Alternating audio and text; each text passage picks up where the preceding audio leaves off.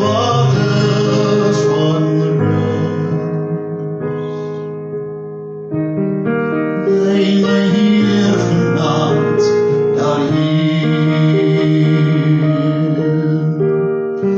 Lei my hier vanaand daarheen.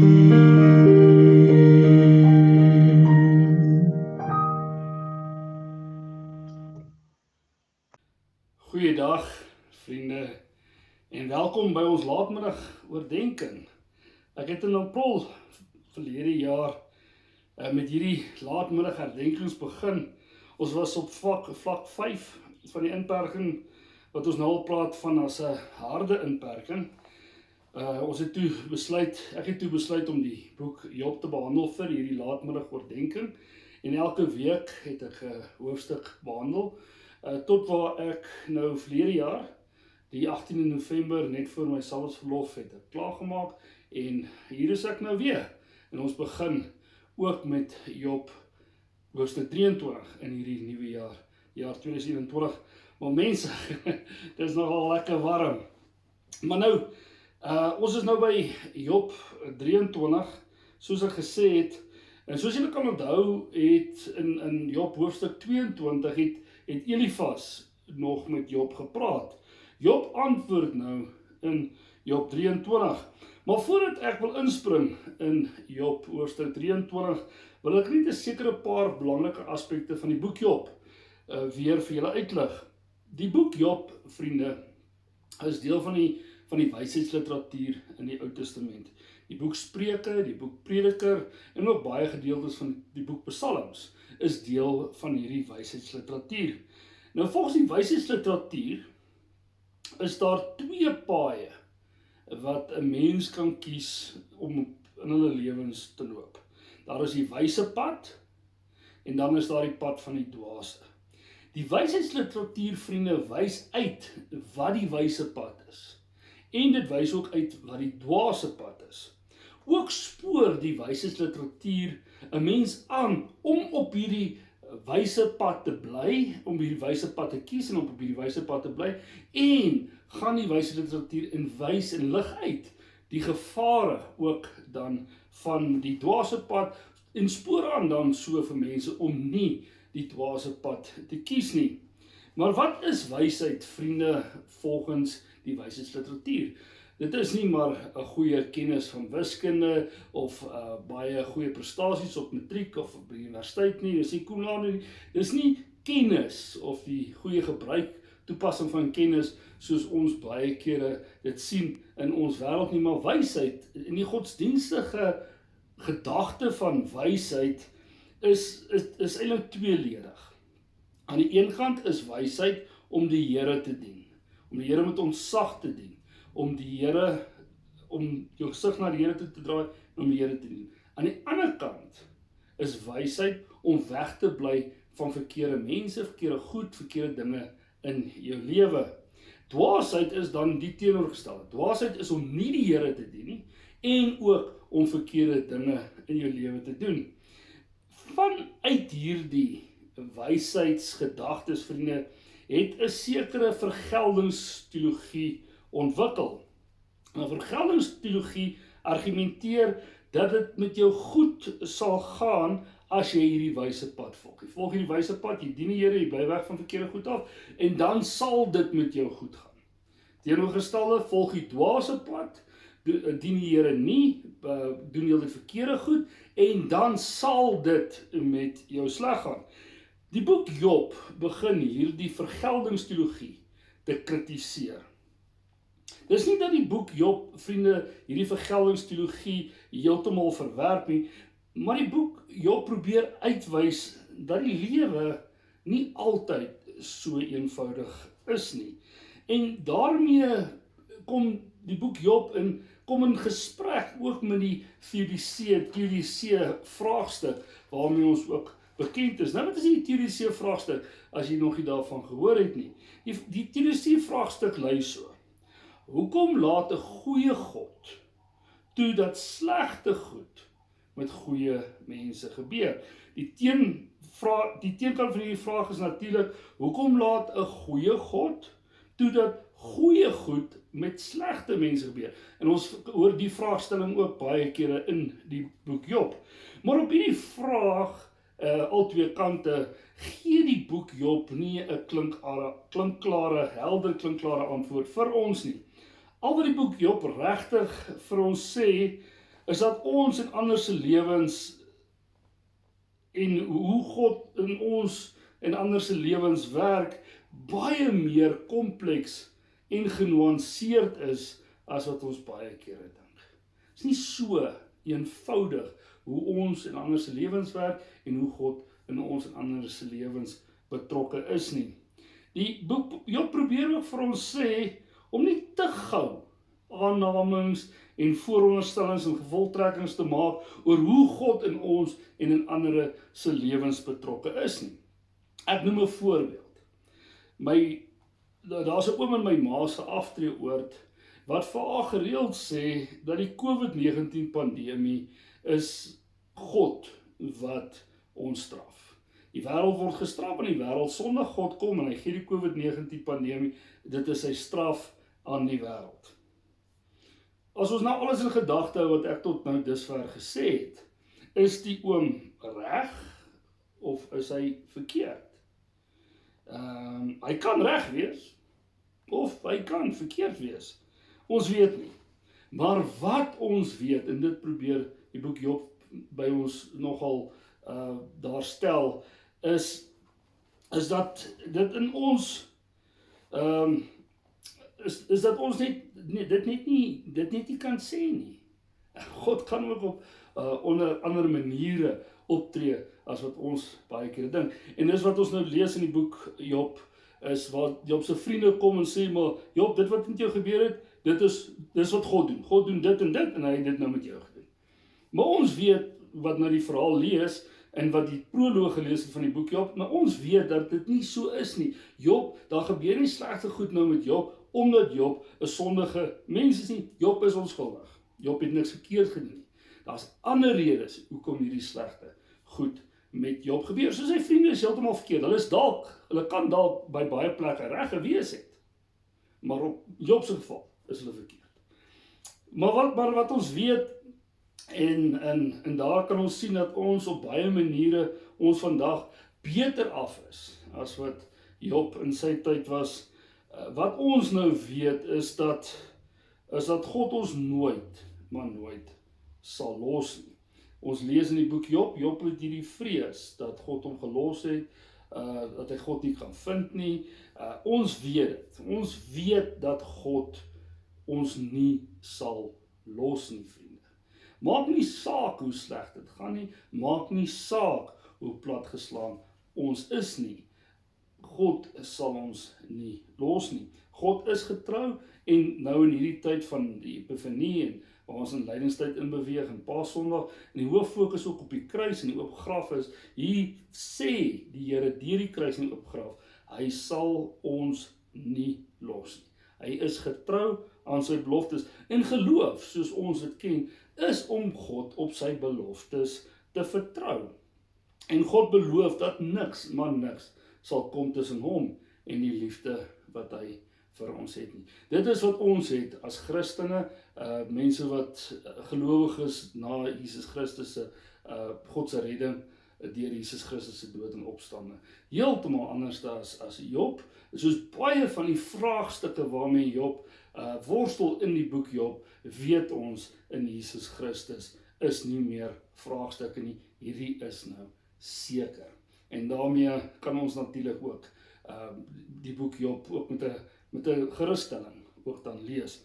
Vriende, Job se antwoord in hoofstuk 23 is meer sy eie gedagtes oor God as wat dit 'n antwoord is op wat Elifas spesifiek van sy ander vriende vir hom gesê het.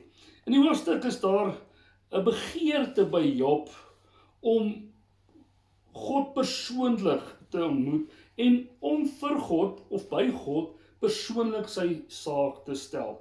En baie van Job se gedagtes hier in hoofstuk 23 stem ooreen met van Job se gedagtes ook in hoofstuk 9 vers 11 tot 24. Daar lees ons verse 32 tot 35, dan ook weer later in Job 16 vers 19 tot 22 en dan ook later in Job 19 vers 23 en 27.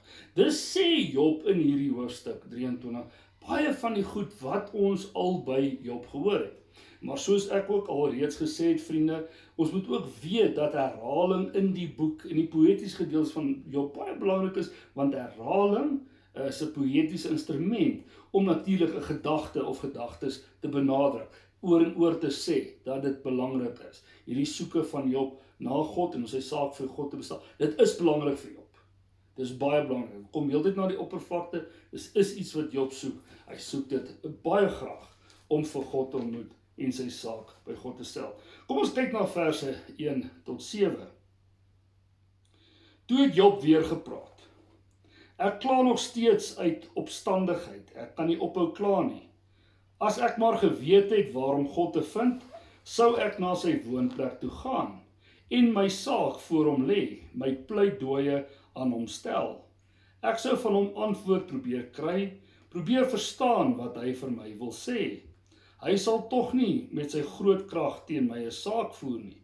Hy sal my dit nie aandoen nie, want dit sou 'n opregte mens wees wat daarvoor voor hom pleit, en ek sou vir altyd deur my regter vrygespreek word. Vriende, ons weet dat baie van die hoofstukke van die boek Job begin word met Job wat sy vriende beledig en Job se vriende wat hom beledig. En soos ons aangegaan het met die boek Job, so van die begin af, het hierdie beledigings tussen Job, van Job na sy vriende en van sy vriende aan Job, het dit al hoe meer intens en fel begin word. Maar hier in die begin van Job 23 doen Job dit nie. Hy beledig nie sy vriende nie. Inteendeel beskryf Job hoe hy self op hierdie tyd, soos hulle sê, op hierdie tyd van die geveg voel. Daar is nog steeds, vriende, 'n opstandigheid in Job oor wat God aan hom gedoen het. Dit is hierdie opstandigheid, hierdie ontsteltenis wat Job aanspoor om vir God te probeer vind, want dit is net in God se teenwoordigheid, en so voel Job, dit is net in God se teenwoordigheid, dat hy sy saak self aan God kan stel, want dit is God wat dit wat met hom gebeur het, aan hom gedoen het. Hierdie taal wat Job dan ook hier gebruik, is taal uit 'n hofsittings agtergrond, wat ons ook in baie plekke in die boek Job ook dan kry. Ons kan aanneem dat Job by God wil pleit, dat hy onskuldig is. Ons weet hy is onskuldig, Job voel ook hy is onskuldig, so hy wil pleit by God dat hy onskuldig is, in 'n hofsaak agtergrond, en dat hy voel dat God hom onregverdig behandel. Hy is onskuldig, God behandel hom verkeerd, hy wil hierdie saak aan God stel. Maar ook wonder Job oor hoe God teen hom sal optree. En hy dink by homself, hy dink dat God hom nie te rof sal behandel nie, as hierdie ontmoeting nou plaasvind.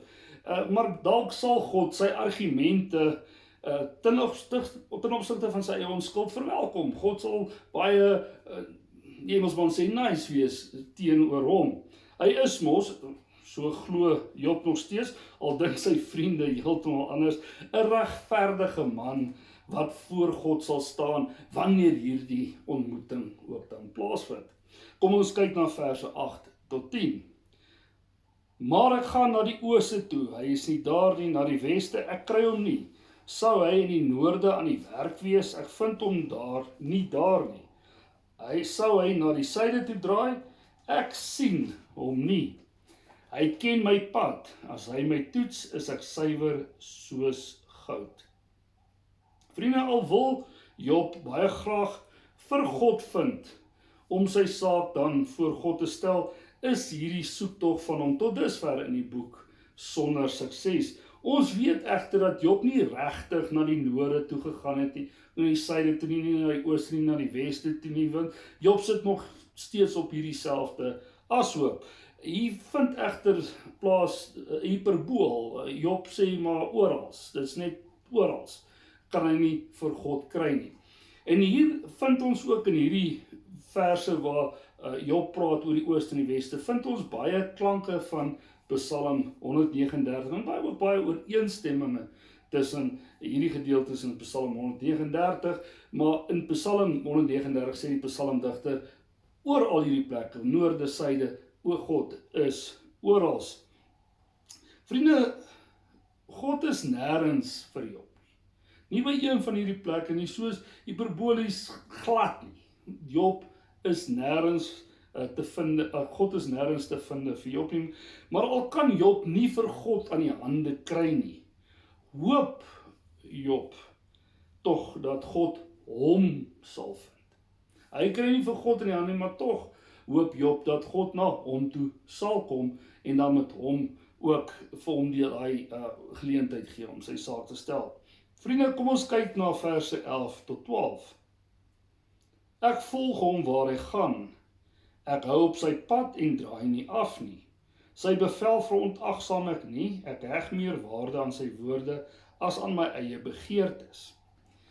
Vriende, Job is vol vertroue dat as God hom sal vind, God 'n regverdige persoon sal vind. Ten spyte van al sy swaar kry, van al sy moeilike goed, voel Job is hy nog 'n regverdige persoon. In die taal van vers 11 is tipies wysheidsliteratuur.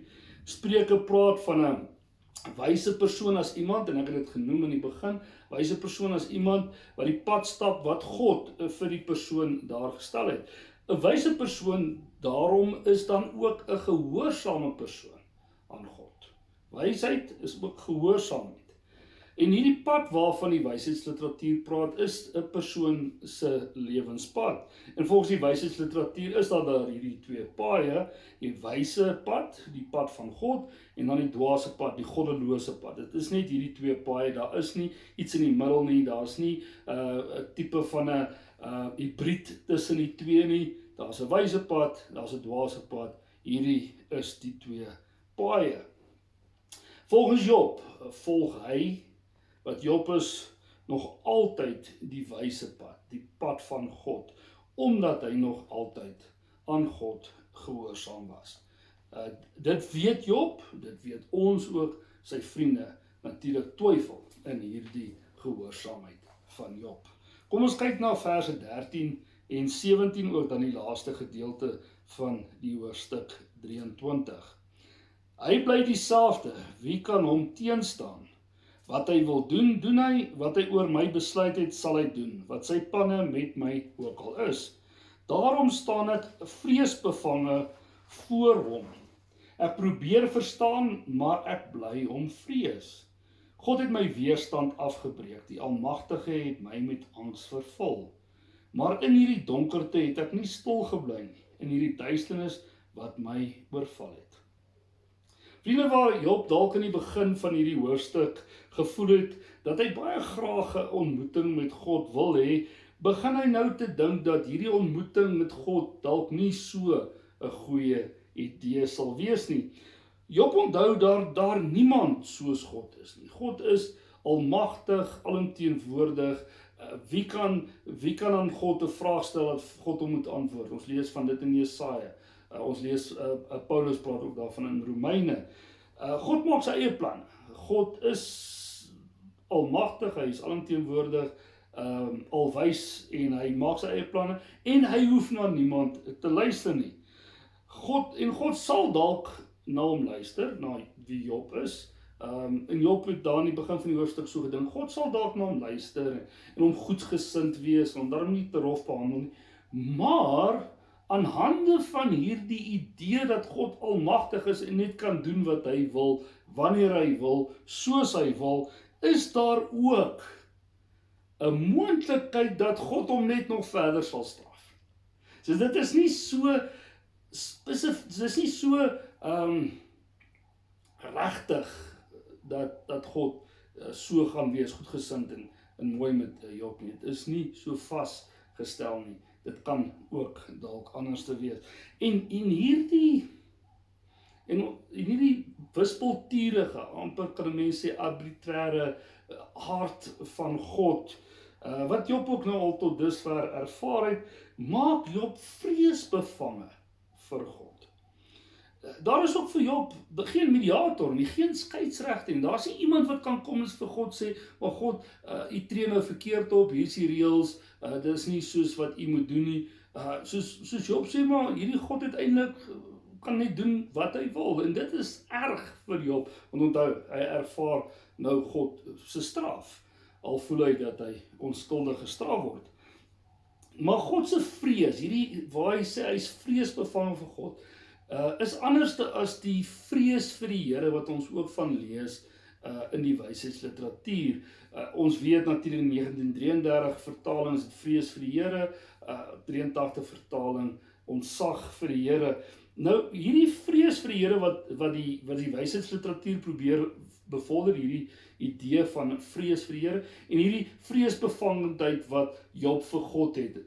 Is dit dan dieselfde? Want dan is dit hierdie vrees vir die Here wat die wysheidsliteratuur bevorder, dan nie so goeie vrees nie. Maar vriende, daar is ooreenstemming tussen die vrees wat Job hier ervaar en die vrees van die vrees vir die Here van die wysheidsliteratuur.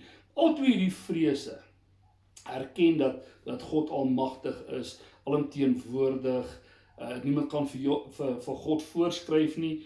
Al twee hierdie vrese, die vrees wat Job het en die vrees van die Here van die wysheidsliteratuur, erken ook die mens se plek teenoor God. Die mens is nie gelyk nie bo nie, maar ondergestel aan die almagtige God.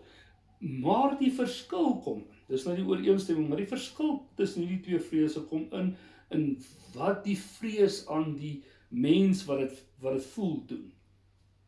Die vrees wat Job ervaar, is 'n vrees waar Job weg wil bly van die aangesig van die Here, weg wil kom van die aangesig van die Here. Die vrees vir die Here, die ontzag vir die Here, waarvan die wysheidsliteratuur praat, is 'n vrees wat na die aangesig van die Here toe wil gaan. Dis 'n ontzag wat sê, maar ek vind die Here so groot, so almagtig, dat ek by die Here wil wees. Vrees van Job, ek wil wegkom van die Here af. Die vrees van die Here in die wysheidsliteratuur, ek wil by die Here wees. Vriende, maar tog, sê Job, al voel hy so vreesbevange, voel Job dat hy nie kan stil bly nie. Vriende, Job gaan nou verder in hoofstuk 24, en ek gaan hoofstuk 24, wat natuurlik 'n baie langer gedeelte is, gaan ek vir julle lees, en dan volgende woensdag, DV, gaan ons bietjie kyk na hoofstuk 24, maar kom ek lees vir julle hoofstuk 24. Waarom stel die Almagtige nie tye vas vir afrekening nie? Waarom moet die wat hom ken te vergeefs uitsien na sulke dae? Mense verskuif grenslyne, hulle steel troppe vee en laat hulle by hulle eie vee wy. Hulle vat die weeskind se donkie en lê beslag op die bees van die weduwee. Hulle druk die armes van die pad af, die behoeftiges van die land moet wegkruip. Soos wilde donkies moet die armes in die woestyn gaan kos soek, die dorre wêreld moet vir hulle kinders kos voorsien. Hulle oes veevoer op die land om dit self te eet, hulle soek oorskiet trossies in die wingerde van die goddeloses. Hulle moet die nag kaal deurbring sonder klere, hulle het geen beskutting teen die koue nie. Hulle is deurnat van die reëns in die berge, daar is geen skuiling nie, hulle hurk agter die rotse. Die weeskind word weggerig van die bors waaraan hy drink, die armes word verskuld verpand. Hulle loop kaal rond sonder klere, hulle dra gerwe uit, maar ly honger. Hulle trek die olyfpers, hulle trap die parskype, maar bly dors. In die stad kerm die sterwenis, die wat aangerand is, roep om hulp, maar God slaan nie ag op die onreg nie. Daar is mense wat nie die daglig verdra nie, wat niks te doen wil hê met wat in die dag gebeur nie, wat nie van die dag se paaie hou nie. Die moordenaar staan op net voor ligdag, hy vermoor die weerlose en die arme, in die nag steel hy. Die egbreker wag vir die donker, hy dink geen oog sal hom sien nie, hy vermom homself.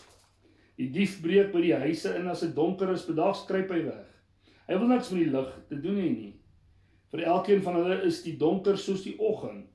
Hulle is tuis by die verskrikkings van die donker. Maar hulle spoel vinnig weg op die water.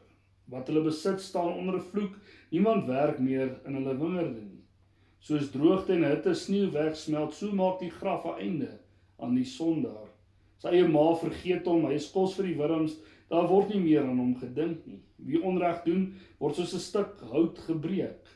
Hy het die kinderlose vrou geplunder en nooit goed gedoen aan 'n weduwee nie. Maar God onderwerp die sterkes deur sy mag. As hy optree, het hulle geen sekerheid meer in die lewe nie. Hy gee miskien vir hulle 'n gevoel van sekerheid waarop hulle kan steun, maar hy hou hulle dop wat hulle doen. Net 'n kort tydjie is hulle belangrik, dan is daar niks meer van hulle oor nie. Hulle stort in mekaar en sterf soos almal. Hulle word soos koringare afgesny. Is dit nie so nie? Wie kan my tot leenaar maak? Wie kan my woorde weer lê? Vriende, dit lees ons nou by hoofstuk 24 waar Job nou maar baie praat van die verskil ook tussen die goddelose en dan kyk na die goddelose en wat die goddelose ook aan die arme mense doen.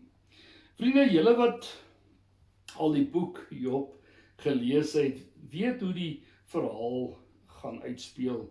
Ons kom nader aan die einde en daar gaan 'n tyd kom in die boek Job waar die mense klaar gaan praat en dan gaan God praat. Vriende, kom ons luister na 'n pragtige lied van Theo waarna ek met gebed gaan afsluit.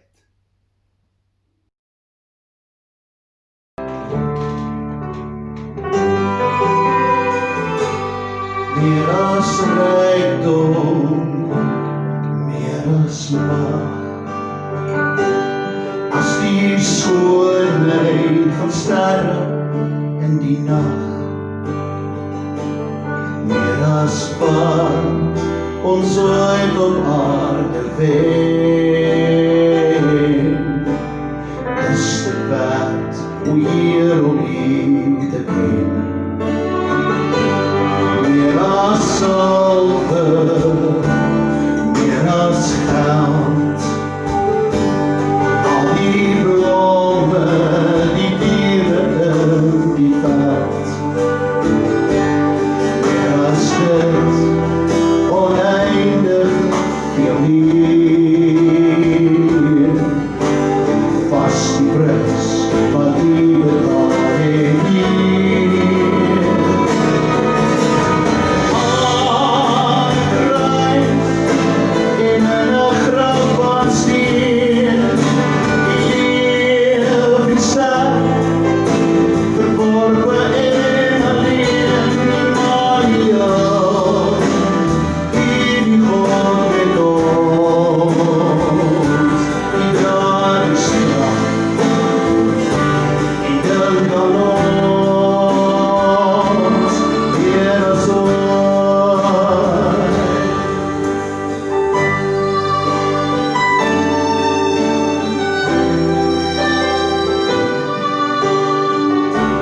Meer as rykdom, meer as mag,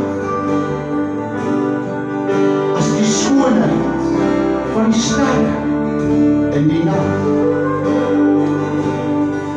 meer as wat ons ooit op aarde wen, is dit werd o Heer om U te ken.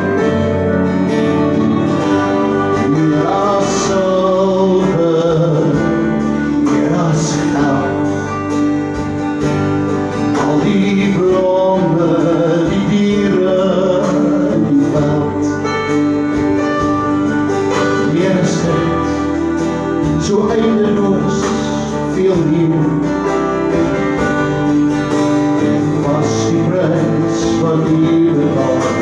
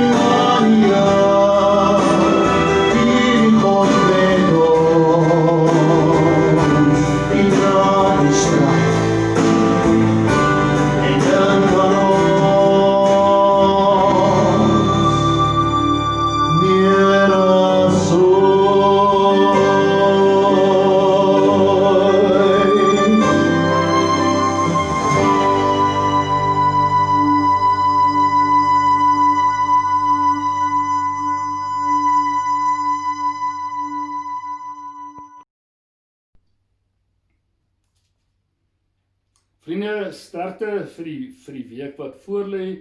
Die jaar is so 'n bietjie anders as vorige jare in die sin dat die skole eers aan die einde van Januarie gaan begin.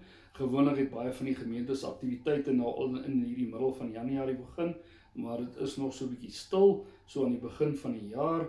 Daar is egter al weer na vlak 3 toe beweeg. Ons hoor in lande soos Engeland is daar selfs 'n harde inperking weer op amper 'n vlak 5. Soos vriende, die pandemie, COVID-19 pandemie is nog met ons in volle sterkte, as dit nie is in nog groter sterkte nie. Soos ek vra vir julle in die week, bly asseblief veilig, hou sosiale afstande, moenie gaan moeilikheid soek nie, moenie dink dat hierdie virus jou sal verbygaan nie. Vriende, wees asseblief veilig hierdie week, kom ek bid vir julle. Vader, Seun en Heilige Gees, ons is hier aan die begin van 'n nuwe jaar. Here, 'n jaar met sy eie uitdagings, sy eie bekommernisse en probleme. Ook sal dit 'n jaar wees, sekerlik met sy eie vreugdes, prestasies en suksesse. Here, ons gaan hierdie jaar in, nie met 'n wete van hoe presies U meetsnoere vir ons gaan val nie. Ons weet net dat U ons nooit sal versaak nie. Niks sal kom tussen U en die liefde wat U vir ons het nie. Vader, Seun en Heilige Gees, hierdie jaar is ook 'n jaar vol keuses. Maar die belangrikste keuse vir ons sal altyd wees. In enige situasie, in alle omstandighede, kies ons om aan U gehoorsaam te wees, of kies ons om aan die wêreld gehoorsaam te wees. Help ons ook, Here, om dan in hierdie tye en daai omstandighede die regte keuse te maak en vir U te kies. Vader, Seun en Heilige Gees, U het U troon in die hemel gevestig. U heerskappy strek oor alles en almal. Amen.